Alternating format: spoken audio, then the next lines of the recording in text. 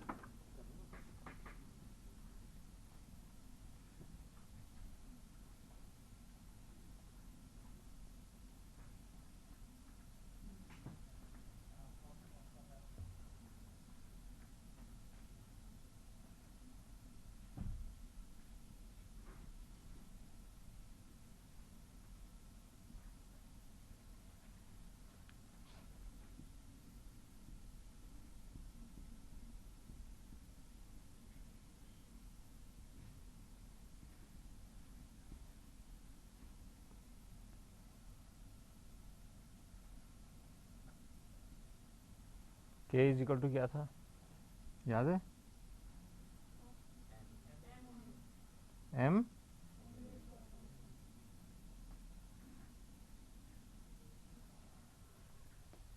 ये हम लोगों ने कल जितना भी एनालिसिस किया था उसका ये सारांश है। अब हमें ये देखना है कि कल हम लोग जब बात कर रहे थे तो हम लोगों ने एक ब्लॉक लिया था, यहाँ पर स्प्रिंग लगा हुआ था। अब मान लीजिए इधर भी एक स्प्रिंग लगा हो,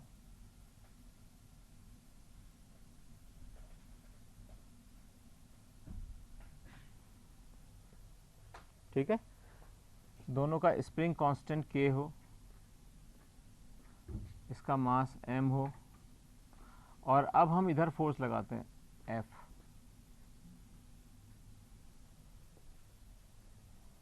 अगर हमने इधर फोर्स F लगाया तो क्या होगा, ये स्प्रिंग, ये वाला स्प्रिंग खींचेगा और ये ब्लॉक यहाँ आ जाएगा, ठीक है, और ये वाला स्प्रिंग दबेगा। अगर हम इसको इधर फोर्स लगा के इधर ले जाएंगे तो ये स्प्रिंग दब जाएगा और ये स्प्रिंग खींचेगा। तो अपना हुक का सिद्धांत क्या है कि हमेशा जिस दिशा में बल लगाया जाता है उसके विपरीत दिशा में प्रत्यानयन बल होता है, ठीक है। तो इसका मतलब अगर हम इधर फोर्स लगा रहे हैं तो इस स्प्रिंग में कहाँ फोर्स लगेगा, इस डायरेक्शन में,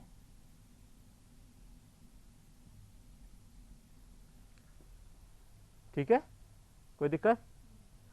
अब इस वाले स्प्रिंग को देखो, ये वाला स्प्रिंग यहाँ दबा है, अगर इसको अलग बना के देखें हम तो इस स्प्रिंग ने क्या किया, ये छोटा सा हो गया, दब गया।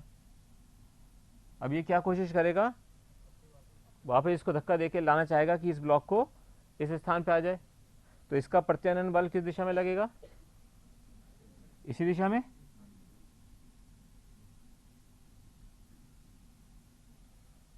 ये बात बहुत इंपॉर्टेंट है, इसको एक बार अच्छी तरह देख लो, इसमें हमने लिखा क्या है। हम क्या करना चाह रहे हैं कि हमने एक ब्लॉक को एक तरफ धक्का दिया, जबकि पुश तो हमने एक ही डायरेक्शन में किया, एक ही दिशा में किया, लेकिन जो प्रत्यानयन बल है दोनों वो एक ही दिशा में लगे हैं, फोर्स के विपरीत दिशा में। ऐसा क्यों हुआ होगा, सिद्धांत बताओ कि क्या, ये तो बात है, अपने को पता है कि फिजिकली ये इसको वापस यहीं पर लेके आना चाहता है ना, प्रारंभिक स्थिति में लेके आना चाहता है, लेकिन दोनों बल इस दिशा में लगे हैं। इसका क्या अर्थ है फिजिकली, आप क्या सोचते हो सिद्धांत के रूप में, फिजिक्स के सिद्धांत के रूप में आप क्या सोच सकते हो? हाँ, क्या बोले बेटा, को बोला था बच्चा, ठीक बोलने की कोशिश की थी, बोलो। गलती नहीं थी उसमें, ठीक था, ऐसा कोई मतलब उसमें वो नहीं था कि बहुत गलत हो। हाँ बोलो बेटा।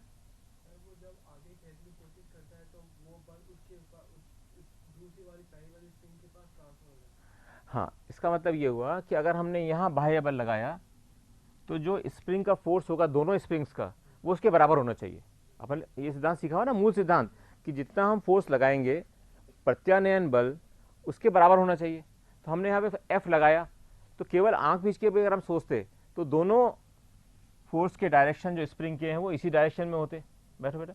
लेकिन हम वैसे भी कह सकते हैं, क्योंकि जब ये ब्लॉक इधर गया, इसको दबाया, तो ये स्प्रिंग को वापस फोर्स करके इसको इधर भेजने की कोशिश करेगा, और चूंकि ये स्प्रिंग खिंच गया है, तो ये स्प्रिंग वापस अपनी पुरानी स्थिति में आने के लिए इधर प्रत्यानयन फोर्स लगाएगा। यानी कि दोनों जो फोर्स है वो प्रत्यानयन फोर्स वो इस डायरेक्शन में लग रहे हैं। तो हम क्या लिख सकते हैं इसको, F is equal to, F किसके इक्वल होगा, माइनस Fs1 प्लस Fs2।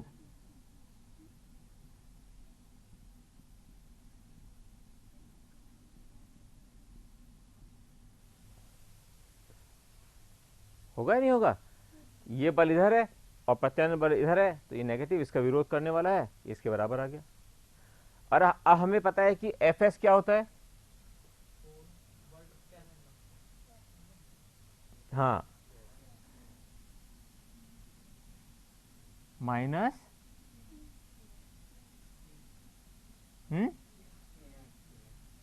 तो अब हमने यहाँ मान लीजिए ये x दूरी पे सरका था,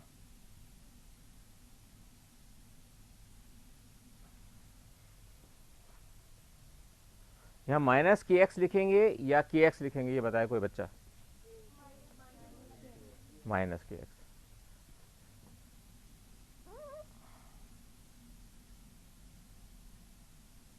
अभी बताओ कि मैंने इसको हाथ से क्यों हटाया अभी यहाँ पे?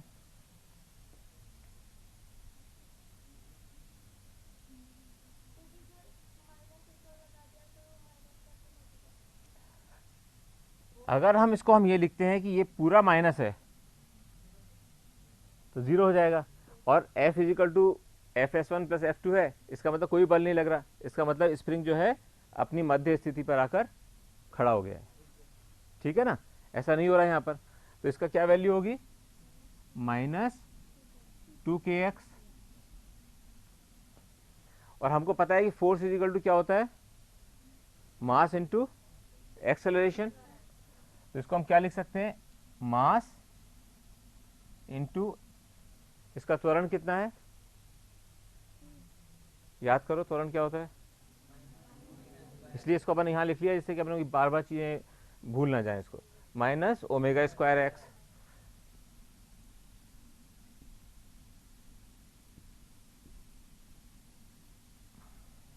ठीक है, तो ये क्या हो गया, क्या से क्या कट गया, x से x कट गया, माइनस से माइनस कट गया, तो क्या बचा, 2k is equal to, so omega क्या हुआ,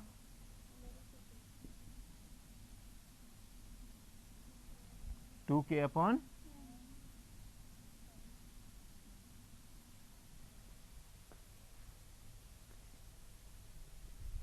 ठीक है। इसका मतलब ये हुआ कि अगर हम क्या सिद्धांत सीखना चाह रहे हैं इसके अंदर, कि कोई भी स्प्रिंग का या दोलन का प्रश्न आए तो हमें पहले उसके अंदर स्प्रिंग फोर्स कितना है वो निकाल लेना चाहिए, और उस स्प्रिंग फोर्स को जो बाह्य बल लग रहा है उसके बराबर कर देना चाहिए। क्या सिद्धांत सीखे, इसको लिख लो क्योंकि ये हमेशा काम आएगा। ये वाले बेटा, हाँ कोई बात नहीं, बिल्कुल दोबारा बताते हैं।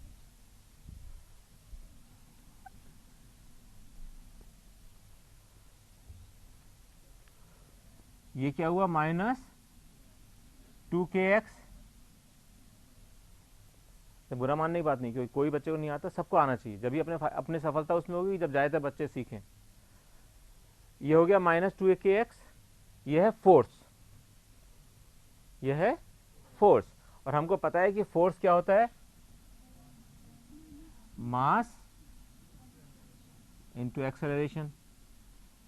हमने इसका मास यहाँ पे लिया m, तो हमने लिखा ये किसके बराबर होना चाहिए, m, और एक्सेलरेशन क्या होता है, माइनस ओमेगा स्क्वायर एक्स, तो यहाँ पे लिखा माइनस ओमेगा स्क्वायर एक्स।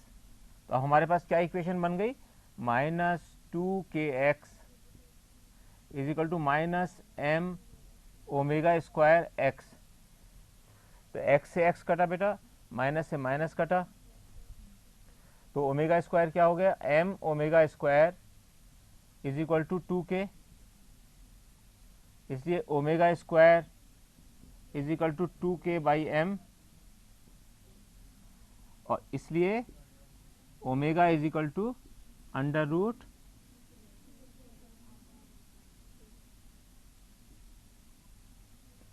ठीक है, अब समझ में आ गया? Okay good. कुछ और बोलो, किसी बच्चे को कुछ और प्रॉब्लम? हाँ सिद्धांत, अब सिद्धांत लिखा, उसमें सिद्धांत उसमें चला गया।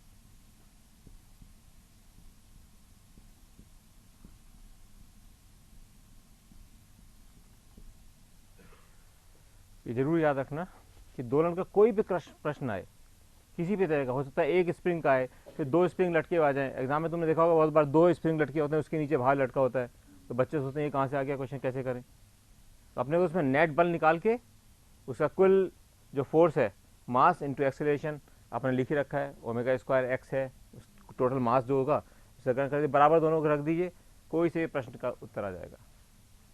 इसमें कहीं भी कोई रटने का सिद्धांत नहीं, कोई ऐसा भी नहीं कि भैया फॉर्मूला याद करना है, कुछ नहीं करना है, क्योंकि अपने ये चार चीज़ें तो पता ही होंगी, क्योंकि हम ये तो लिख ही सकते हैं, और ये लिखते तो ये अपने आप पता चल गया, और ये हमने सीख ही लिया था यू इज टू हाफ के एक्स स्क्वायर होता है और के एम ओमेगा स्क्वायर होता है। ठीक है, कहाँ बेटा बच्चा, इसके द्वारा, ये इस एक्सेलरेशन के द्वारा उत्पन्न कारक है, ये कारक लिखना था मुझे।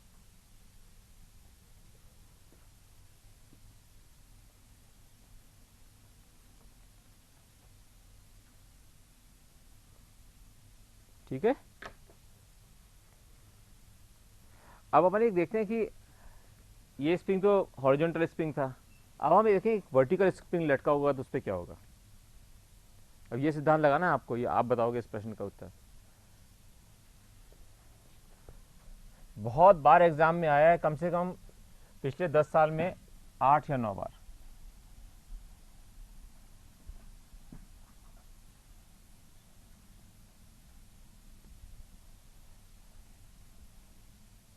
जो सिद्धांत लिखवाया है उसी को लगाना है। मान लीजिए एक स्प्रिंग है,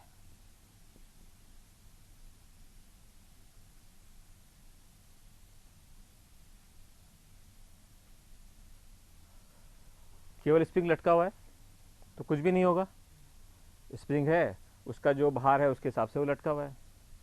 अब इस स्प्रिंग पर हमने एक भार लटकाया,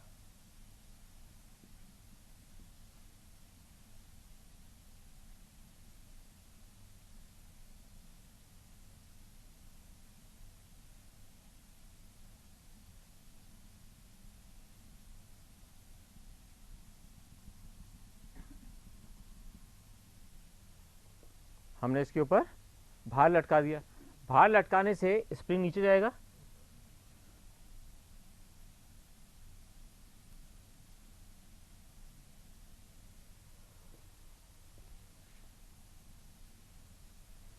ये लेकिन दोलन करना प्रारंभ नहीं करेगा अभी तक। क्यों? क्योंकि हमने इसकी मध्य स्थिति से नहीं हटाया। हमने कोई स्प्रिंग लिया, उस पर एक वेट लटका दिया तो यूं ही रहेगा। कब आएगा इसके अंदर दोलन? कब शुरू हो सकता है? जबकि हम स्प्रिंग को उसकी मध्य स्थिति से नीचे ले जाएं खींच के। यानी कि स्प्रिंग की जो मध्य स्थिति ये है, इससे हम स्प्रिंग को नीचे ले जाएं।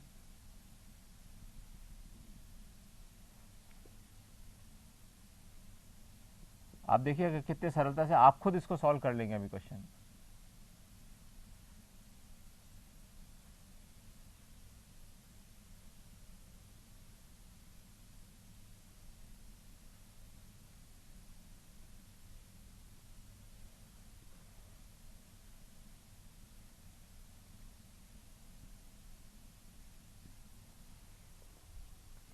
पहले इसका प्रश्न समझ में आ गया? प्रश्न क्या किया हमने, दोबारा समझो।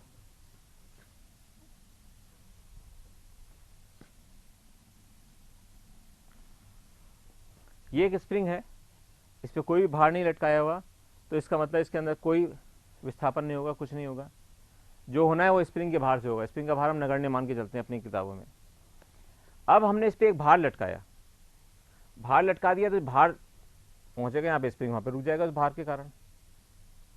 अब हम इसमें चाहते हैं दोलन। दोलन कब होगा? अब ये इसकी मध्य स्थिति आ गई, ये इसकी क्या स्थिति आ गई?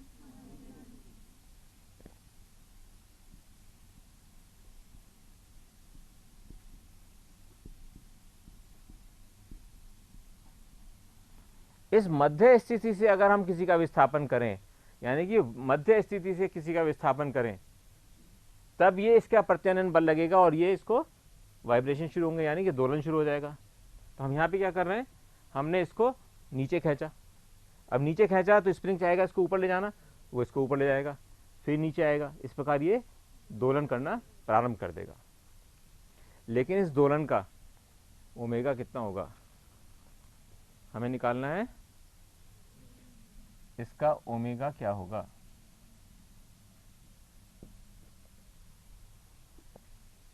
करने की कोशिश करो। जो सिद्धांत बताया उसको लगाना है। क्या सिद्धांत बताया था? पहले हम सिस्टम पर लगने वाले नेट फोर्स को, जो कि हमने मध्य स्थिति से सरकाया है, उसको निकाल लेंगे और उसको एक्सेलरेशन जो होता है दोलन का उसके बराबर इनटू मास से कर देंगे।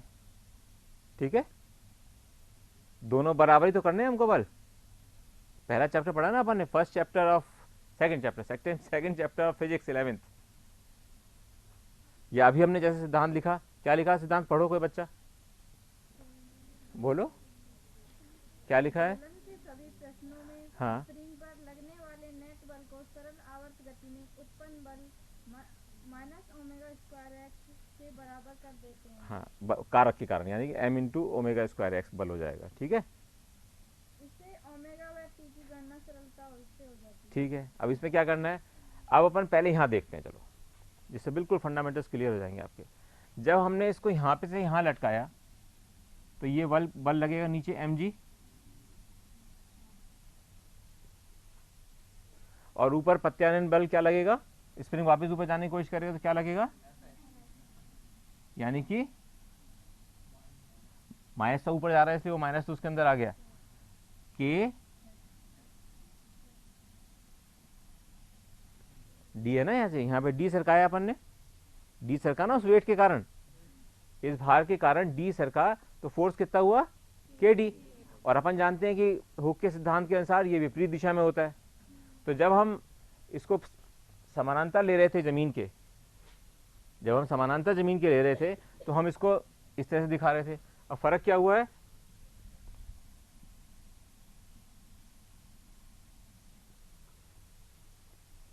तो ये नेगेटिव डायरेक्शन में है इसके, जैसे कि वहां नेगेटिव डायरेक्शन में था, फोर्स इधर लग रहा था और प्रत्यानयन बल इधर लग रहा था। तो यहाँ पे फोर्स कहाँ लग रहा है, नीचे लग रहा है, और प्रत्यानयन बल ऊपर लग रहा है। तो इसके अंदर क्या इक्वेशन लिख सकते हैं प्रथम चैप्टर के हिसाब से, M G is equal to K D. Minus तो बेटा इससे लिख रहे हैं क्योंकि उल्टे डायरेक्शन में दिखा दिया ना अपन ने इसको, इसलिए अगर हम इसको एक ही डायरेक्शन में दिखाते तब माइनस लिखते, क्योंकि इसकी विपरीत दिशा है। माइनस साइन जो है फोर्स के अंदर, कल भी आपको मैंने बताया था कि क्योंकि ये वेक्टर होता है, ये इसका माप होता है और ये इसकी दिशा होता है, ठीक है।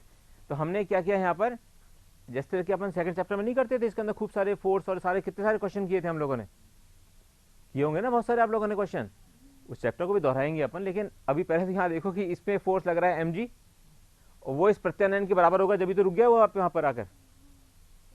अगर प्रत्यानयन फोर्स के बराबर नहीं होता तो चलने लग जाता, लेकिन चूंकि प्रत्यानयन फोर्स के बराबर है इसलिए रुक गया यहाँ पे आके। तो ये जो नीचे बल लग रहा है वो उस बल के बराबर होगा जो कि स्प्रिंग के द्वारा ऊपर बल लग रहा है, इसलिए वो अपनी एक स्थिर जगह पर आकर बैठ गया। ये बात समझ में आ गई सबको।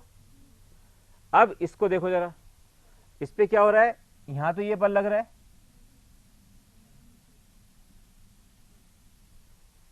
अब क्या हो रहा है और बताइए।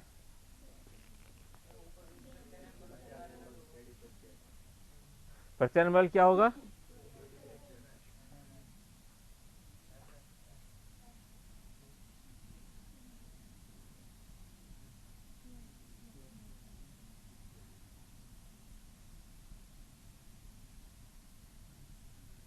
अब चूंकि स्प्रिंग कितना खिंच गया नीचे, डी प्लस एक्स।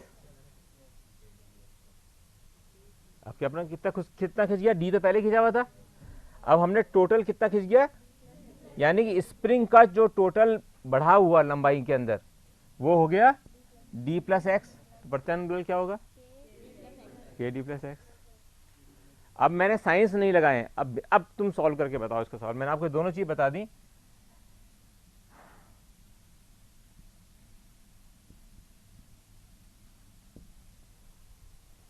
अब ये बिना साइंस के है, अब आप इसको करके दिखाओ।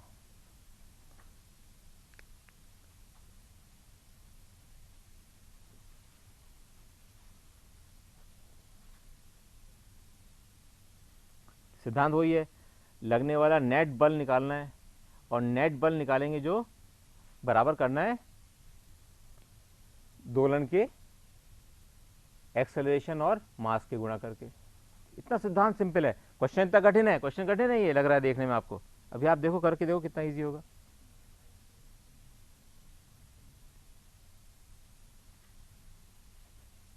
ओमेगा की वैल्यू निकाल के दिखानी है, और 2 मिनट लगने चाहिए ज़्यादा से ज़्यादा।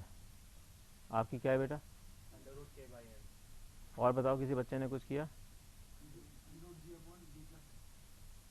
ओके, और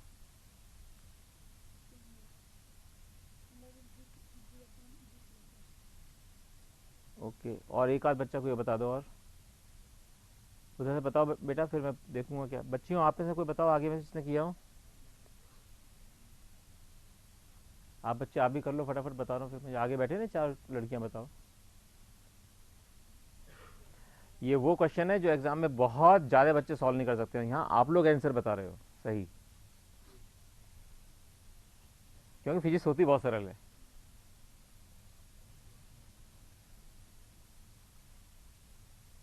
अपन अब सिद्धांत को लगाते हैं जो अपन ने सीखा है। चलो अपन इस वाले चित्र को देखो, इस वाले चित्र में प्रत्यानयन बल ये है और नीचे बल ये जा रहा है, तो नेट बल कितना होगा,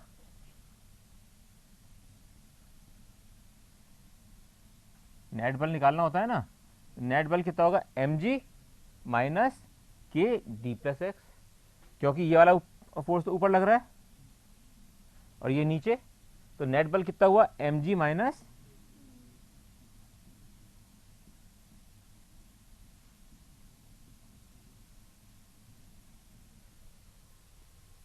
ठीक है, किसी को कोई दिक्कत तो नहीं? बहुत सिंपल लिखा है अपन ने। इसको अगर खोलें तो क्या होगा, mg minus K D minus K X, और यहां अपन ने क्या देखा था, mg is equal to K D, mg is equal to, अगर हम mg is equal to K D रखें तो mg is equal to K D रखने पर नेट बल कितना आया,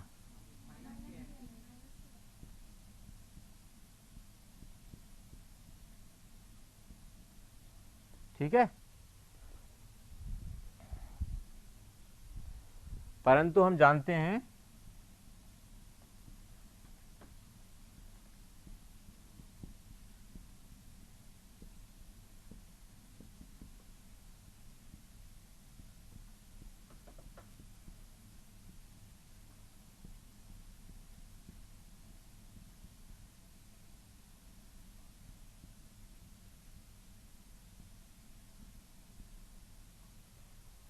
ठीक है, यही होता है ना, त्वरण पता है, त्वरण into mass, force, force is equal mass into acceleration, ठीक है। उससे देखो ये रहा, ये एक्सेलरेशन है माइनस ओमेगा स्क्वायर एक्स, इसको m से गुणा कर दो तो minus m omega square x आया, दोनों को बराबर कर दो। ये आपने निकाला नेट बल ये, और अपन ने कहा था कि दोलन का एक्सेलरेशन इन दोनों को बराबर करना है, नेट बल जो कि दोलन के कारण हो रहा है और नेट बल जो कि प्रत्यानयन के कारण हो रहा है, दोनों को बराबर ही करना है ना, इसलिए minus K X is equal to minus, तो क्या हुआ कि x से x कट गया तो क्या बचा, m omega square k, so omega square is equal to k by M, omega is equal to,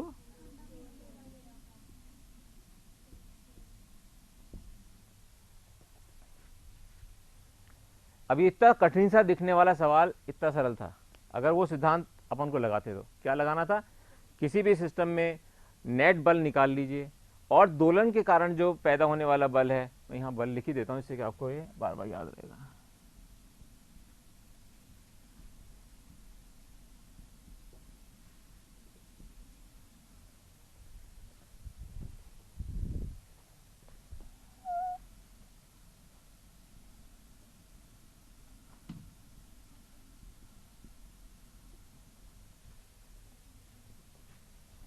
ठीक है, अब इस क्वेश्चन को थोड़ा सा और कठिन करें, ठीक है, अब देखना कैसा आपको लगता है उसको करने में। इतनी सरल सरल नहीं, आपको सडनली आपको लगेगा कि इतने कठिन क्वेश्चन एग्जाम में लगते हैं जो आप बिल्कुल छोड़ने की कोशिश करते हैं, वो बहुत ज़्यादा सरल होते हैं। सिद्धांत वही लगाना जो अभी अपन ने लगाया है। अब मैं एक और क्वेश्चन बताता हूँ आपको, क्वेश्चन जितने करोगे इतना फायदे में रहोगे।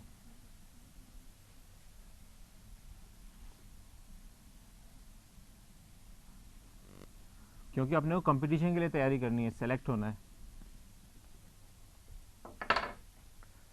अब मान लीजिए यहाँ एक ब्लॉक है जिसका भार m है, इस पर 2 स्प्रिंग लगे हुए हैं,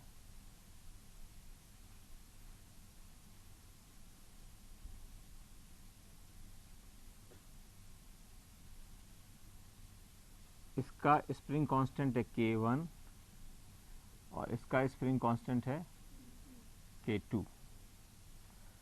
हमने इसको ब्लॉक को x दूरी तक सरकाया,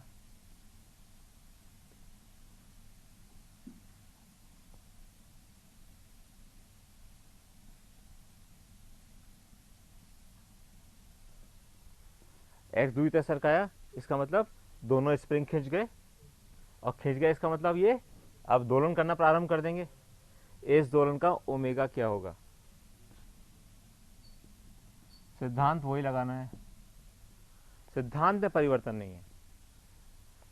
मैं ये बताना चाहता हूं बार बार आपको कि केवल सिद्धांत लगाओ, क्वेश्चन का आंसर अपने आप निकल आएगा। आपकी सहायता करने के लिए कुछ चीजें लिख देता हूं यहां पर। मान लीजिए ये फोर्स F था, तो इसके कारण यहाँ एक कॉमन मान लेते हैं कि F P लगा। ये आपको मैंने हिंट भी दे दिया इसके अंदर। अब इस प्रश्न को करके दिखाइए।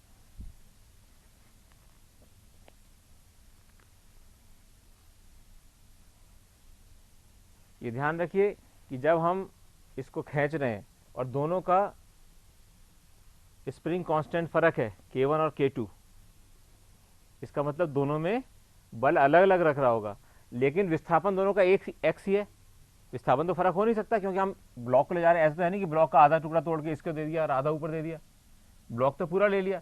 इसलिए दोनों के दोनों स्प्रिंग जो है वो x दूरी से खींच रहे हैं, लेकिन उनका K1 फर्क है, तो दोनों में अलग अलग फोर्स लगेगा, अलग अलग बल लगेगा। बल क्यों लगेगा? बल्कि अपन ने सिद्धांत सीख रखा है, बल क्या होता है? क्या होता है?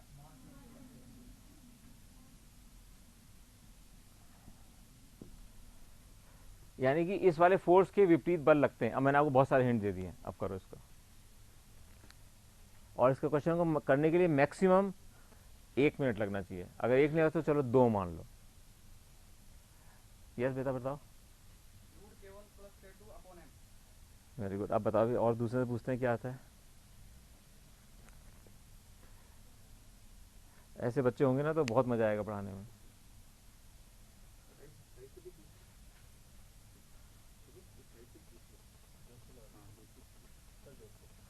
जोधपुर वाले बच्चों, आप बताओ इसका क्या उत्तर होगा, निकाल के देखो।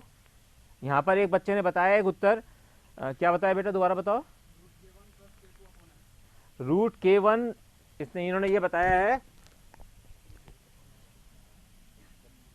W ओमेगा इजिकल टू क्या, रूट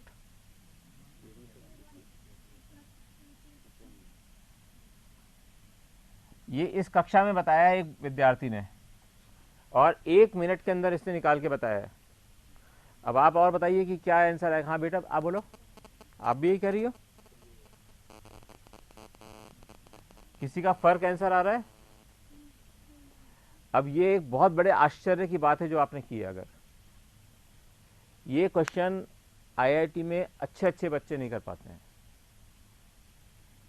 बहुत मुश्किल है। और ये कितना सरलता से आप लोग सोच रहे हैं, इसके सोचने की कोशिश की ना आप लोगों ने, और करने की कोशिश करो, 2 मिनट और लगाओ। ये क्वेश्चन अगर आपने सॉल्व कर लिया, इसका मतलब इस दोलन के अंदर जो 3 क्वेश्चन आते हैं वो तीनों बिल्कुल सही होंगे। सिद्धांत वही लगाना है, नेट बल जो हमारा मास इंटू एक्सेलरेशन, मास माइनस ओमेगा स्क्वायर एक्स के बराबर करना है। इतनी सीधी सी बात है।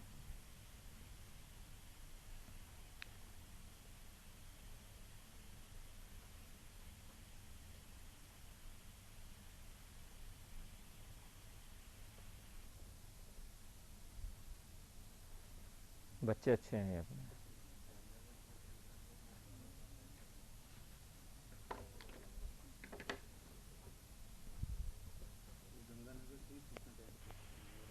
गंगानगर वाले बच्चों कुछ कोशिश कर रहे हो आप लोग?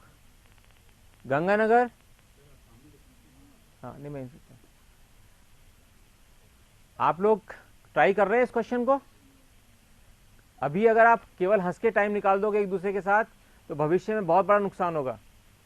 कोशिश करो इस क्वेश्चन को करने की। यहाँ पे 3 4 5 बच्चों ने करा है, वैसे तो मैं करके दिखाऊंगा आपको, लेकिन अगर आप खुद करोगे तो आपको सिद्धांत अगर अप्लाई करना अगर आ गया तो बहुत अच्छा होगा कि उस सिद्धांत को कैसे अप्लाई किया, कि क्यों हो गया ऐसा। आया ना? आया बच्चों? Very good, very very good. क्योंकि ये बहुत कठिन क्वेश्चन होता है फिजिक्स का। अब इसको देखते हैं अपन कि कैसे कर सकते हैं सरलता से। आप लोग बिल्कुल रेगुलरली क्लास अटेंड करना, ठीक है? आप लोग बहुत कुछ कर सकते हो, बहुत वंडर्स कर सकते हो। सबसे पहले हमने ये देखा कि इधर जब फोर्स लगाया है तो ये फोर्स इस प्रत्यानयन बल के बराबर होगा। वो प्रत्यानयन बल मान लीजिए अपन ने कहा, ऊपर लिख दिया कि Fp है। P क्यों लिखा मैंने? समानांतर है इसलिए पैरेलल।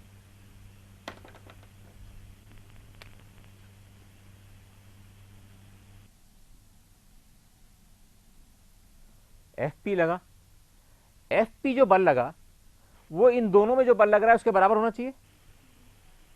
एफ पी किसके बराबर होना चाहिए? जो इन दोनों में बल लग रहा है। जैसे हमने इधर लगाया फोर्स, तो इसके अंदर जो दोनों में बल लग रहा है उन दोनों में जो बल प्रत्यानयन बल पैदा हुआ उन दोनों के बराबर बल होना चाहिए वो। तो अगर हम निकालें पहले वाले स्प्रिंग का प्रत्यानयन बल क्या होगा? बोलो जल्दी बोलो, एक जना कोई। एफ एस वन को क्या लिख सकते हैं?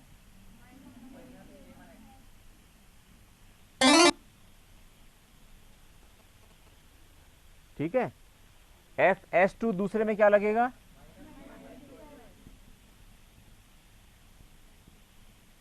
इसलिए एफ पी यानी कि दोनों में मिला के कितना लगेगा? माइनस K1X प्लस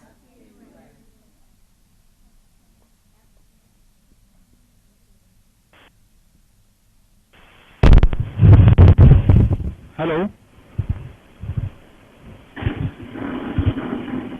तो सर, बात करेंगे। इनको समझ में नहीं आया सर ये टॉपिक। पूरा ही टॉपिक में समझ में आया या कोई पर्टिकुलर उसका टॉपिक का हिस्सा? बोलो बेटा, क्या चीज समझ में नहीं आई आप बताओ। ये वाला सर एक बार फिर से समझिए सर टॉपिक। क्या बेटे, बहुत जोर से बोलो।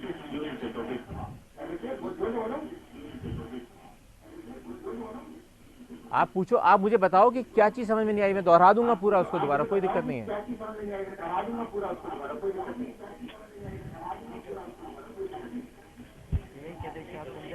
ये वाला सर एक बार फिर से, ये बिल्कुल समझ में नहीं आया। ये वाला जो आप बता रहे हैं हम, इससे पहले इसका मतलब एक अच्छा चलो सिंगल स्प्रिंग का देखो पहले यहां पर।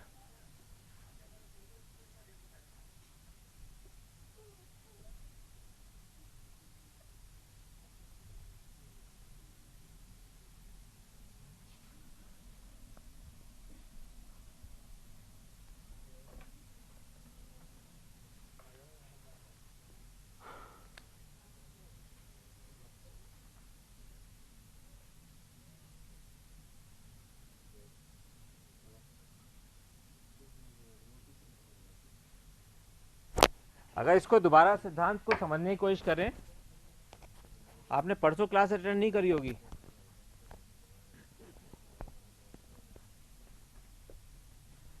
अगर इस ब्लॉक को एक ही स्प्रिंग लगा हुआ है जिसका कि स्प्रिंग कांस्टेंट K है और हमने इसको यहां तक ले गए,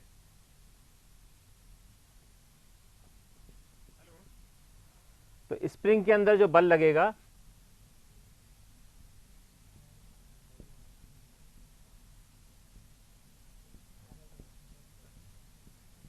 जो स्प्रिंग में बल होता है उसको कहते हैं प्रत्यानयन बल।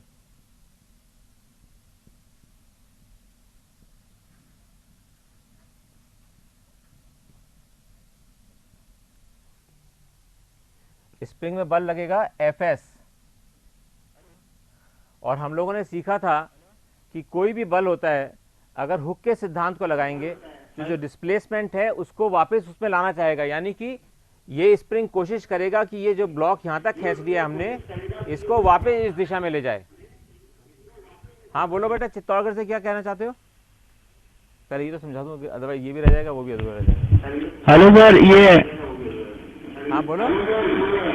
ये जो पहले आपने जो सीधा स्प्रिंग को सीधा लगाया हाँ तब है ना mg बराबर kd किया था और उसमें प्रत्यानयन बल होते हुए भी माइनस नहीं लगाया। हाँ यस, अच्छा क्वेश्चन है, मैं बताता हूँ इसका रीजन।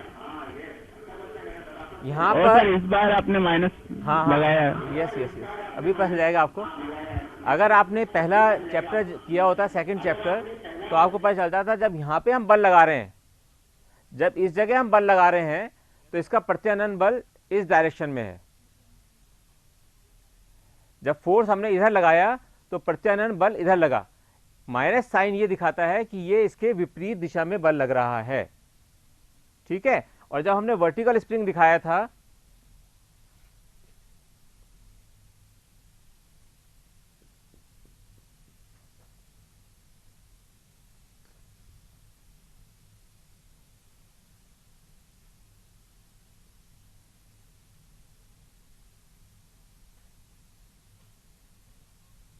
अब हम यहाँ पर सिर्फ ये कह रहे हैं कि यहाँ पर अगर mg फोर्स नीचे चल रहा है, नीचे है, तो इसका प्रत्यानयन बल कहाँ होगा? ऊपर दिशा में, तो वो विपरीत दिशा में हुआ। यहाँ चूंकि हॉरिजॉन्टल है, क्योंकि हम इसके वर्टिकल फोर्सेस को बराबर नहीं कर पा रहे हैं, क्योंकि हॉरिजॉन्टल फोर्स है, इसलिए हम इसको यहाँ पर केवल नेगेटिव लिखेंगे, क्योंकि नेगेटिव है, इस फोर्स का नेगेटिव है, इस फोर्स के विपरीत दिशा में काम कर रहा है। यहाँ पे Fs इस दिशा में काम कर रहा है और यहां पर भी Fs इस दिशा में काम कर रहा है, तो नेट बल क्या होगा? यहां पर mg माइनस Fs, ये नेट बल है।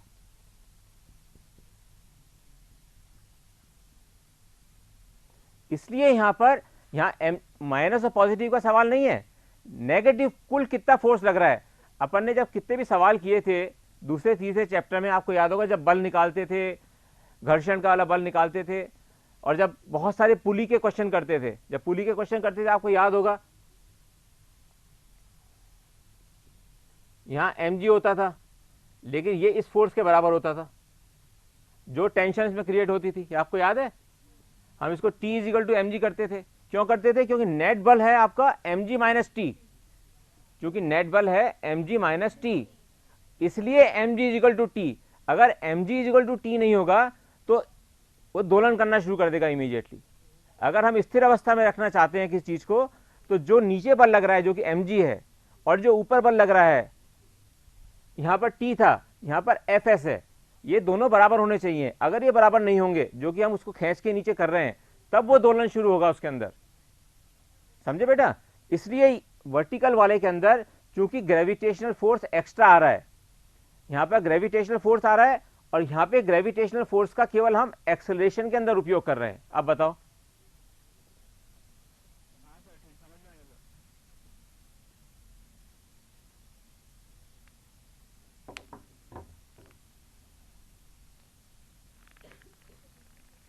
एक्चुअल में एक तो ये करवाइएगा, ये ना इनसे कहें कि रेगुलरली क्लास अटेंड करें। मतलब क्या होता है, जो पहली क्लास में पढ़ा है ना, अब उसको वो सारा दोबारा तो पूरी क्लास तो रिवाइज कैसे कर। हेलो। हाँ बताओ बेटा। हेलो, तो समझ में आ गया? समझ में आया?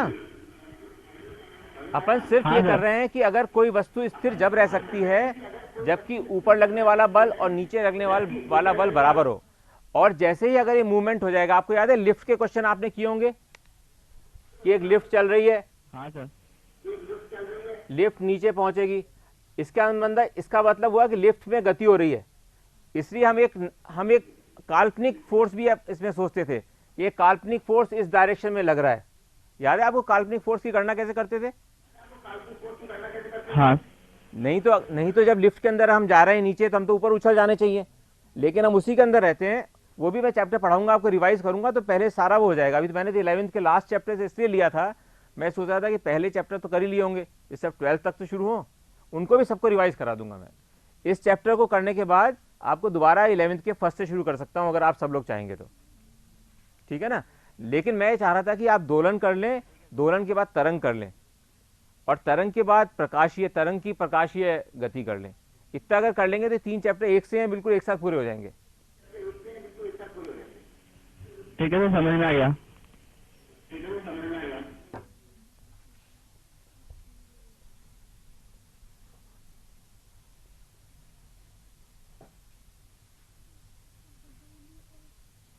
हाँ, यहाँ पे हम लोगों ने क्या किया, यहाँ हम लोगों ने किया कि फोर्स किसके बराबर होगा? Minus x k1 plus k2। यानी हमने निकाला यहाँ पर Fs1 ये था, Fs2 ये था, तो Fp वो माइनस k1 x और k2 x, यानी कि minus x k1 plus k2 के बराबर होगा। ये हमने निकाल लिया कि ये टोटल बल अगर ऐसा होता तो। लेकिन अगर ये टोटल बल इधर लग रहा है और डिस्प्लेसमेंट x है, मान लें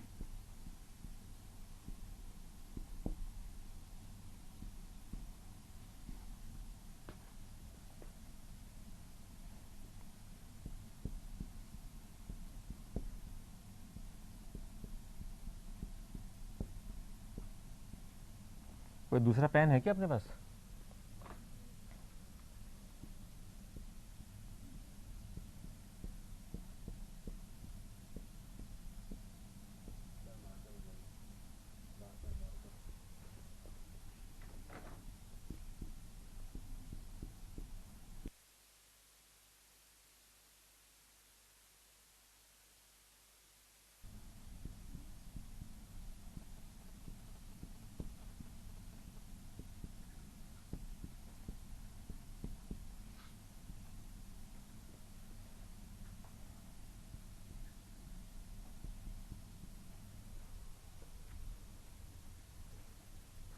ये माने कि दोनों स्प्रिंग का समानांतर संयोजन में, अगर ये दोनों अलग अलग नहीं हो, ये दोनों स्प्रिंग अलग नहीं हो और इन दोनों का जो कॉम्बिनेशन है उसकी जगह एक ही स्प्रिंग लगाओ जो कि इन दोनों के स्प्रिंग के बराबर हो, तो कैसा चित्र बनेगा, जैसा कि हम लोग यहां पे कर रहे थे।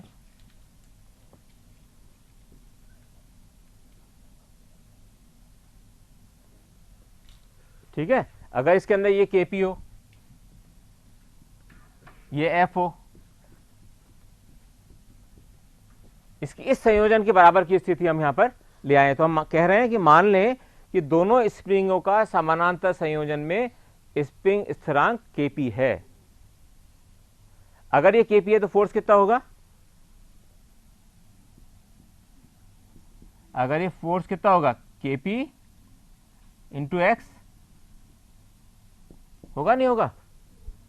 अगर मान लीजिए हम ये कहें कि इन दोनों की जगह एक ऐसा स्प्रिंग लगा हुआ है जो कि दोनों के समानांतर संयोजन के बराबर है, इसको किस चीज से समझ सकते हो, आप लोगों ने जब पढ़ा होगा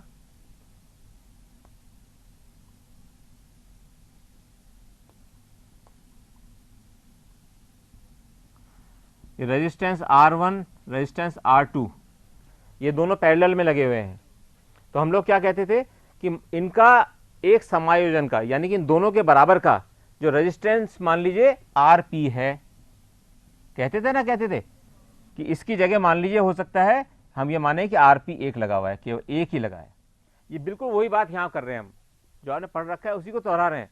तो यहां दोनों स्प्रिंग, इनको आप जो रेजिस्टेंस है उनको मान लो कि ये स्प्रिंग के रूप में लगे हुए हैं, ये स्प्रिंग यहां से जुड़े हुए हैं, तो हम ये कह रहे हैं कि दोनों के बराबर अगर एक स्प्रिंग लगा हो तो उसमें क्या होगा, उस स्प्रिंग का मान लीजिए स्प्रिंग स्थिरांक केपी मान लो आप, क्योंकि पैरेलल में लगे हुए हैं वो केपी है और वो एक्स दूरी से सरक रहा है, तो बल कितना हो जाएगा, F P is equal to minus K P into X, और यही बल अपन ने यहां निकाला है, यही बल हम लोगों ने यहां निकाला है। ठीक है, अगर हम एक को बराबर दो करें तो क्या होगा, एफ पी दोनों बराबर हैं, तो ये क्या हो जाएगा, minus X K one plus K two is equal to minus K P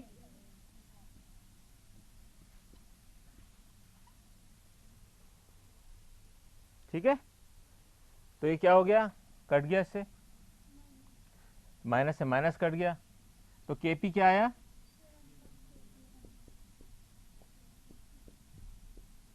ये। अब अगर हम इलेक्ट्रिसिटी वाला चैप्टर याद रखें तो क्या हुआ था, कैपेसिटेंस पढ़ा है ना आप लोगों ने, C1 प्लस C2 अगर दोनों पैरेलल में लगे हुए हैं तो उनका इक्विवेलेंट होता है C1 प्लस C2, और अगर मान लीजिए दोनों सीरीज में लगे होते हैं तो 1/C1 प्लस 1/C2 होता है। सिद्धांत सब जगह सेम है। रेजिस्टेंस में देखें, रेजिस्टेंस में क्या है, एक यहाँ R1 है और R2 है, तो इक्विवेलेंट क्या होगा, 1/R1 plus 1/R2 is equal to 1/RP। ये हम कहते हैं ना 1/RP is equal to 1/R1 plus R2, और अगर ये सीरीज में लगा होता है तो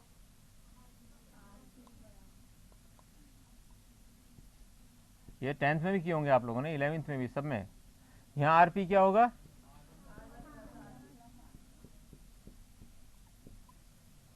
और ये बिल्कुल विपरीत होता है कैपेसिटेंस के। जो कैपेसिटर होते हैं, अगर कैपेसिटर जानते हो उस कैसे दिखाते हैं उनको, ये अगर दो कैपेसिटेंस सीरीज में लगे हो तो क्या होगा, Cp क्या होगा, 1/, ये फर्क है, 1/C1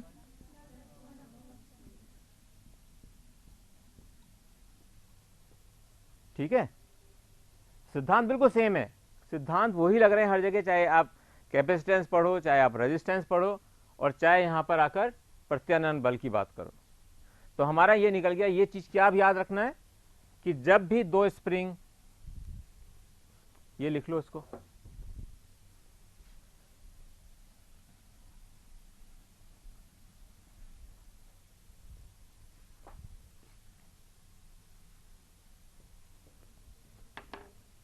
ये वाला है।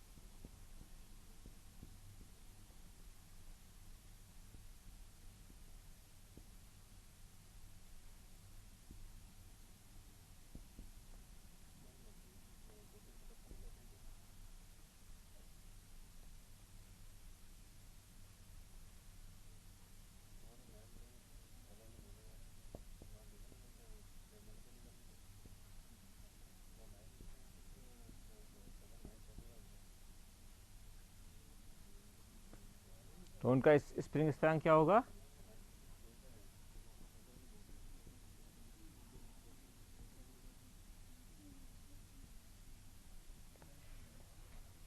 ठीक है। अब इसका विपरीत क्या होगा अगर दोनों मान लीजिए सीरीज में लगे हों? अगर दोनों सीरीज में लगे हों तो सोच सकते हो कैसा चित्र बनेगा उसका?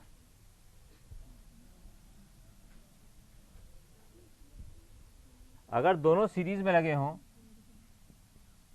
ये क्वेश्चन पिछली बार आईआईटी में आया था।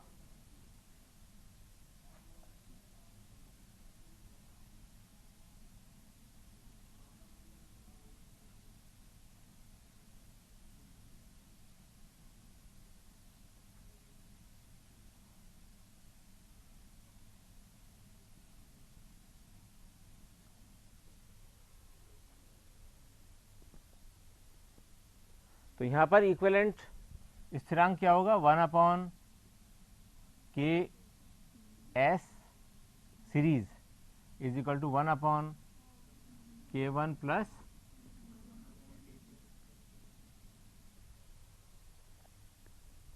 है सरल इसको याद करना, क्योंकि अपन रेजिस्टेंस का हमको पता ही है, कैपेसिटेंस का पता है, इसको हम सीधा लिख सकते हैं। अगर ये दोनों पैरेलल में जुड़े हुए हैं तो उनका जो इक्विवेलेंट Kp होगा वो K1 प्लस K2 होगा। अगर वो सीरीज में जुड़े हुए हैं तो उनका इक्विवेलेंट Ks कैसे निकालेंगे? 1 Ks is equal to 1 K1 plus 1 K2। इस सिद्धांत को किसी बच्चे को समझने में दिक्कत हो तो बताएं, अपन उसको दोहरा सकते हैं। ये प्रश्न अभी हुआ नहीं है पूरा, इसको हमने रोक लिया था जिससे कि और चीज़ें सारी कर लें पहले। ठीक है, अब वापस इस प्रश्न पे आ जाओ।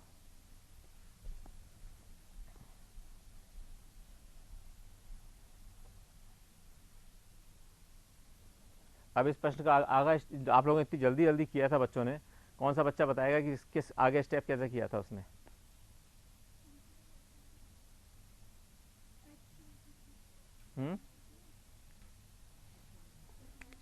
एफ पी था, सही है, आप लोग सही है, आइडिया आ गया। I am very very happy.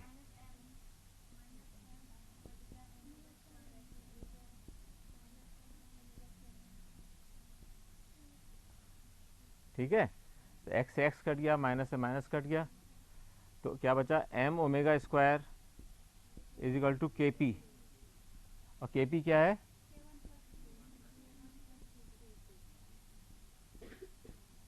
तो ओमेगा क्या, ओमेगा स्क्वायर क्या हो गया?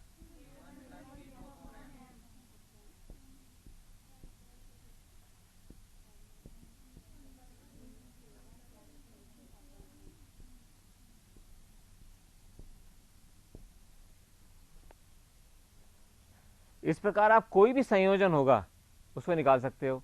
उसके अंदर आपने बल लगा लिया, बल निकाला, बल को अपने minus omega square x acceleration into mass, बस इतना ही करना है। कोई भी क्वेश्चन अगर आ जाए आपका स्प्रिंग का, अपन ने 3-4 तरह करके देख लिए। सिंगल स्प्रिंग हो तो ऐसे, दो पैरेलल में लगे होंगे तो यो, और यहाँ पर आपको के एस का मान पता चल जाएगा, और के एस का मान पता चलते ही आप वो निकाल सकते हैं। के एस का मान पता लगते ही कैसे? एफ इज इक्वल टू के एक्स, तो वहाँ पे आप के एस का मान निकल जाएगा। बस के का मान कैसे निकालना है ये आना चाहिए आपको। यहाँ के अंदर एक स्पेशल बात है कि अगर ये फोर्स लग रहा है यहाँ पर, जिससे आपको याद रह जाए वो बता रहा हूँ। अब यहाँ जो फोर्स लग रहा है हेलो, हाँ बेटा।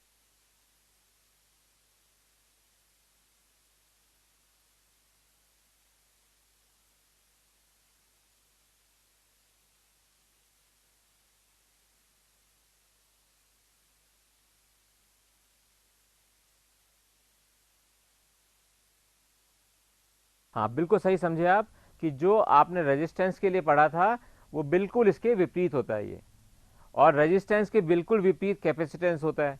इसलिए जो कैपेसिटेंस का सिद्धांत होता है वही अपना स्प्रिंग के सिद्धांत में लगता है। ठीक है, हाँ बोलो, हाँ पूछो बेटा।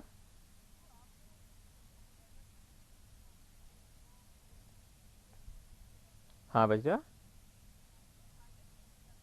हाँ इसलिए नहीं लिया बेटा, क्योंकि जब हम किसी भी बलों को प्रदर्शित करते हैं तो कोई भी बल जो होता है वो एक वेक्टर क्वांटिटी होता है, तो वेक्टर क्वांटिटी में उसकी मात्रा और उसका डायरेक्शन दिखता है।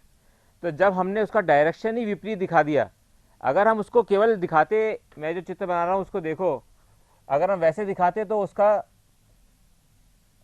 अभी आपको समझ में आ जाएगा।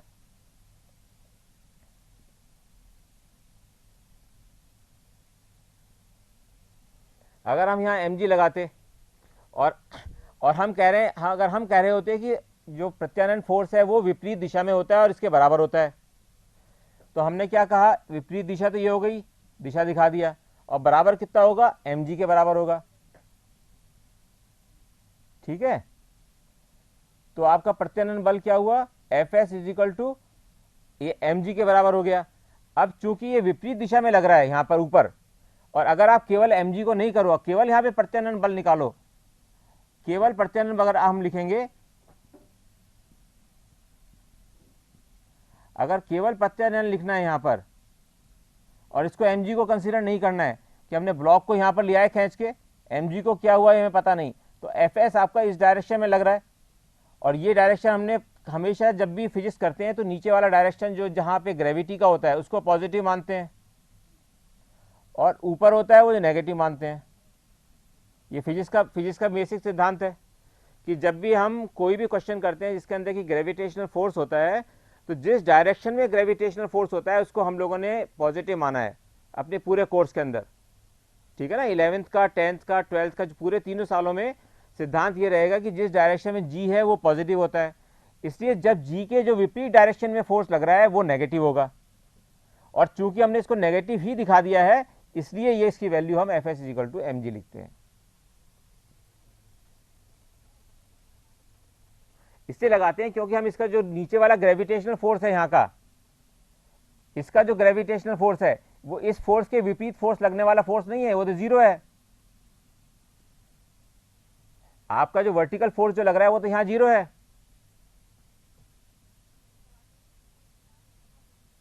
नहीं, अगर अपन डायरेक्शन सही लगा रहे हैं तो माइनस लिखने की जरूरत नहीं है, ये माइनस केवल उसकी दिशा को दिखाता है, क्योंकि ये वेक्टर होता है, कोई भी वेक्टर माइनस उसकी दिशा को दिखाता है, उसका जो पूरा जो लंबाई होती है एरो की वो मानक मात्रा दिखाती है, और उसकी जो एरो है वो दिशा को दिखाता है।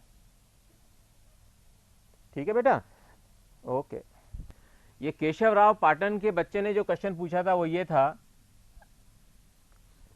कि वर्टिकल फोर्स जब लग रहा है, जबकि स्प्रिंग वर्टिकल है, तो उसके अंदर हमने mg को लिया, इतना इंपॉर्टेंस दी, लेकिन जब हम हॉरिजॉन्टल में बात कर रहे थे तो mg के बराबर फिर क्यों नहीं लिया, प्रत्यानयन बल ऊपर क्यों नहीं लगा। यहाँ जो ऊपर प्रत्यानयन बल लग रहा है वो तो ऊपर है, तो उसके अंदर ऐसा तो है नहीं वो स्प्रिंग को ऊपर खींच के ले जा रहा है। जो भार रखा हुआ है यहाँ पे, कोई भी भार रखा होगा, अगर स्प्रिंग को खींच रहा होगा और ये भार रखा होगा और ये किसी टेबल पे रखा हुआ है, तो इसका बल तो इसके नीचे बराबर आ जाएगा। यहाँ जो mg है, फिजिक्स का सिद्धांत क्या कहता है कि अगर ये mg है तो इसको इक्विवेलेंट बल यहाँ होगा, जब भी तो यहाँ स्थिर रुका हुआ है।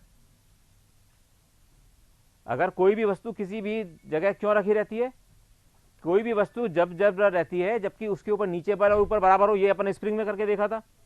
जब पहली बार स्प्रिंग के अंदर अपन ने केवल लटकाया उसको भार को और स्प्रिंग थोड़ी दूरी पे जाके रुक गया, इसका मतलब क्या हुआ था, उस समय जो नीचे भार लग रहा था वो ऊपर जो प्रत्यानयन बल था उसके बराबर था, जब तो वहां रुका था। और जब हमने उसके बाद उसको और खींचा, तब उसको हमने उसकी मध्य स्थिति से दूर ले गए खींच के, तब उसने दोलन करना प्रारंभ कर दिया। जब उसने दोलन करना प्रारंभ कर दिया तब उसको प्रत्यानयन बल की सामना करना पड़ेगा। कि प्रत्यानयन बल उसको बार बार ऊपर ले जाएगा, जो उसका भार है वो उसको नीचे ला रहा है। यहाँ पर ऐसा नहीं हो सकता, वर्टिकल और हॉरिजॉन्टल में यही फर्क है, इसका भार और ये तो इसको यहाँ पे स्थिर रखे हुए हैं, ये यहाँ पर, यहाँ प्रत्यानयन बल का कोई मतलब ही नहीं है, प्रत्यानयन बल यहाँ 0 है, ठीक है ना। कि वो कब होता है प्रत्यानयन बल यहाँ पर कुछ, जबकि हमने वर्टिकल स्प्रिंग लिया था। जब हम लोगों ने वर्टिकल स्प्रिंग लिया, जैसे हमने इसको मध्य स्थिति से नीचे खींच के ले गए, अगर नहीं ले गए तो केवल लटका हुआ है, केवल लटका मतलब नीचे का भार और ऊपर जो फोर्स लग रहा है वो बराबर होगा, तभी तो उस स्थिति पर रहेगा।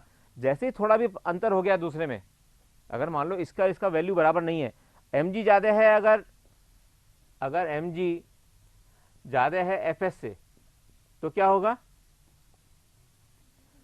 नीचे चला जाएगा और खिंचता चला जाएगा जब तक कि वो उसकी इलास्टिसिटी को पूरा ख़त्म ना कर दे, फिर दोबारा स्प्रिंग ही नहीं बन पाएगा, वो केवल तार में कन्वर्ट हो जाएगा। और अगर हम कहते हैं कि यहाँ पर fs ज़्यादा है mg से, तो क्या होगा, तो ऊपर ले जाएगा, पूरे भार को ठक से ऊपर ले जाएगा। इसका मतलब भार इतना कम है कि जो इसके स्थिरांक से मुकाबला नहीं कर पा रहा, लेकिन हमने कहा कि वो इसी जगह रुका हुआ है, और चूंकि इसी जगह रुका हुआ है, इसका मतलब इसका जो भार है और जो प्रत्यानयन बल लग रहा है स्प्रिंग में, दोनों बराबर है। ठीक है, अपने को समझ में आई बात या नहीं? ये सिंपल चीज है, इसको अगर आप पहला चैप्टर, दूसरा चैप्टर, तीसरा, चौथे तक, ग्रेविटेशनल फोर्स तक यही सिद्धांत सिखाया जाता है। और वैसे भी अपने को पता होना चाहिए कि कोई भी वस्तु, अब ये वस्तु ये नीचे क्यों नहीं गिर रहा, पेन नीचे क्यों नहीं जा रहा, ये पेन यूं चला जाना चाहिए, तो नीचे मेरे हाथ को धक्का देके क्यों नहीं जा पा रहा, क्योंकि मेरा जो बल है वो ऊपर की तरफ है और इसके भार से जो बल है वो इतना कम है कि इसको मेरे को पुश नहीं कर सकता। लेकिन इसकी जगह अगर मैं 500 किलो का वो वेट रख दूं तो मेरा हाथ तक से नीचे चला जाएगा। जब वेट लिफ्टर नहीं उठाते हैं, जब वेट लिफ्टर उठाने की कोशिश करते हैं, आप देखो कोई उठाते गए बलशाली हुए, जब ऊपर उठा के ले जाते हैं वहां तक फटाक से गिर जाते हैं नीचे। वो क्यों होता है, क्योंकि जब वो बल जो नीचे से बल लगा रहे हैं उठाने में, और जो बल mg के कारण, यानी कि उसके अंदर जो टोटल भार लगा रखे हैं 100 किलो इधर 100 किलो के इधर, 200g, जो 200g का जो बल नीचे लग रहा है, मैं उससे कम बल लगा पा रहा हूं, और मैं उसको बराबर ले जब यहां स्थिर कर लेता हूं उसको ले जाके, इसका मतलब मैंने जो बल लगाया है और जो उसका नीचे बल लग रहा है mg से, वो दोनों बराबर है। और जैसे ही मैं उसको छोड़ देता हूं उस समय क्या होता है, जो मेरे नीचे वाला बल तो हो गया 0, तो उसके बाद केवल mg बल रह गया, तो धड़ाक से वो नीचे आके गिरता है पूरा। करते हैं, छोड़ देते हैं, जब यूं रखा हुआ था, पहले रखा हुआ था, उसको छोड़ा, ढक से नीचे गिरा वो, तो क्यों गिर गया, क्योंकि मैं जो नीचे से भार लगा, अपना बल लगा रहा था, वो तो हमने 0 कर दिया, तब उसके ऊपर क्या बल रह गया, केवल mg, तो वो पूरा एकदम नीचे आके गिर जाएगा। केवल यही सिद्धांत यहाँ पे लग रहा है, कुछ फर्क नहीं है। अगर आप इस प्रैक्टिकल एग्जाम्पल को याद रखोगे तो कभी नहीं भूलोगे इस चीज को। ठीक है, और इसी प्रकार जब भार आप बाजार में जाते हो, बाजार में वो स्प्रिंग होता है, तोलने वाला स्प्रिंग, तोलने वाले स्प्रिंग पे आप भार लगाते हो तो उस पर आ जाता है लिखा हुआ कितना भार है। वो कैसे आता है, आपने उसके कुछ लटकाया 2 किलो, तो वो स्प्रिंग नीचे सरकेगा थोड़ा सा, उसके ऊपर एरो लगा होता है ना, देखा है स्प्रिंग बैलेंस, उसमें एरो लगा होता है, एरो नीचे चला जाता है, क्यों, अंदर स्प्रिंग लगा हुआ है, वो एरो नीचे चला गया, क्यों, क्योंकि स्प्रिंग का जो स्प्रिंग स्थिरांक है, वो जो प्रत्यानयन बल लगा रहा है वो कम है mg से, और उस बल से हमने उसका मापन कर रखा है कि इतना नीचे सरकेगा तो 1 किलो है इसका प्रत्यानयन बल, इतना सरकेगा तो इसके अंदर 2 किलो प्रत्यानयन बल लग रहा है। तो जो स्प्रिंग हम बच्चे से बाजार में ले जाके वो नापता है बोरियों उठा के, उसका मतलब यही है कि उस स्प्रिंग पे वो इतना भार लगा रहा है और जो प्रत्यानयन बल है उसका वो उसके इक्विवेलेंट कर रहा है, जब तो वहां रुक जाएगा आके एक जगह।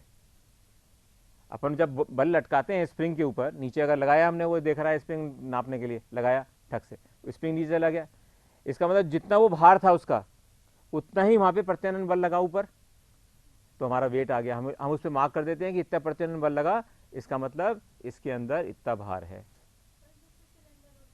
जैसे सिलेंडर घर पे उठाते हैं, बिल्कुल वही, उसमें यही हो रहा है। सुई भी हो सकती, दोनों में से कुछ भी हो सकता है। ये तो स्प्रिंग लगा के, अभी कुछ आज से 1-2 साल पहले तक केवल स्प्रिंग वाले आते थे। अब उस स्प्रिंग को, क्योंकि लोगों ने क्या बदमाशी करनी शुरू कर दी कि जो एरो होता था उसको मोड़ने लग गए, मोड़ने लग गए तो जैसे कम नीचे भार है तो लेकिन वो ज़्यादा प्रत्यानयन बल दिखा रहा है। उस चीज़ को दूर करने के लिए उन्होंने क्या किया कि उस स्प्रिंग के साथ एक मीटर जोड़ दिया कि अगर ये स्प्रिंग नीचे इतना सरकेगा तो ये ऊपर वाली सुई इतनी सरकेगी। समझे आप? एक वो लगा दिया, गियर लगा दिया, जैसे अपनी गाड़ी में नहीं होता है, गाड़ी में गियर होता है नहीं होता है कि हम गाड़ी आगे चला रहे हैं, आगे क्यों चल रही होती है गाड़ी?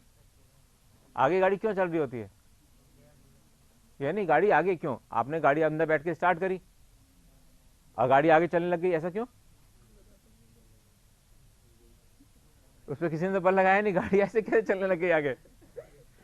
साइकिल पे तो आप कह सकते हो कि मैं बैठा था, मैंने पैडल मारे और फिर आगे चलने लग गए, पर गाड़ी में तो आपने केवल इंजन स्टार्ट किया, उसके बाद गियर चेंज किया। अब बताओ गियर चेंज करने से क्या कर रहे हो?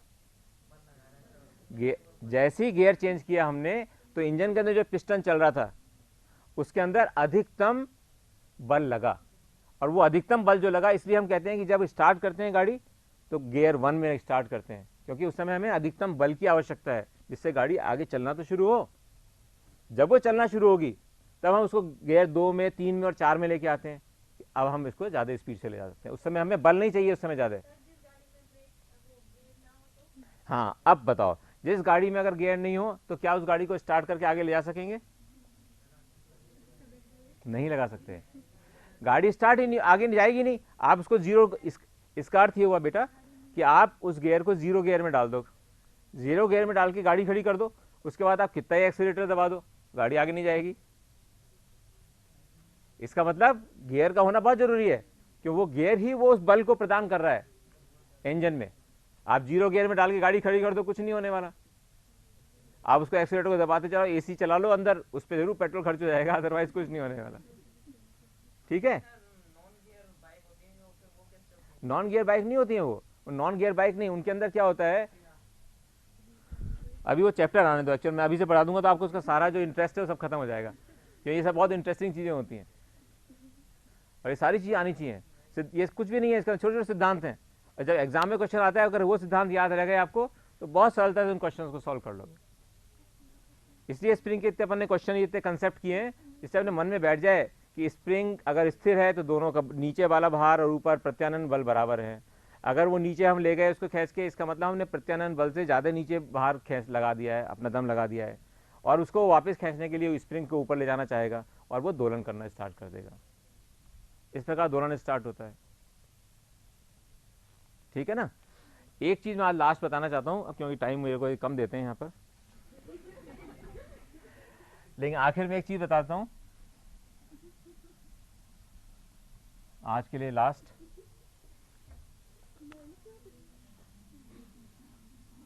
आप जब बोर हो जाया करो तो मुझे बता दिया करो कि आप बोर हो गए, अब खत्म।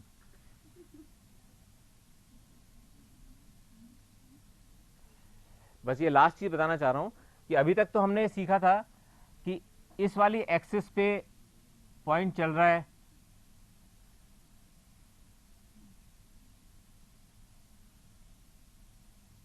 और फिर ये वापस जाता है दोलन करने में और यहां पहुंच जाता है। लेकिन ऐसा का ऐसा हम ऊपर भी कर सकते हैं, वर्टिकल भी कर सकते हैं, जो कि हम वर्टिकल स्प्रिंग में कर रहे हैं। अब वर्टिकल स्प्रिंग में कर रहे हैं ना, इसका मतलब ये हुआ कि ये बिंदु यहां से स्टार्ट हुआ, यहां आएगा, यहां आया, यहां आया मध्य स्थिति पे, फिर इधर इधर इधर, और उसके बाद वापस जर्नी करके यहां पहुंच जाएगा।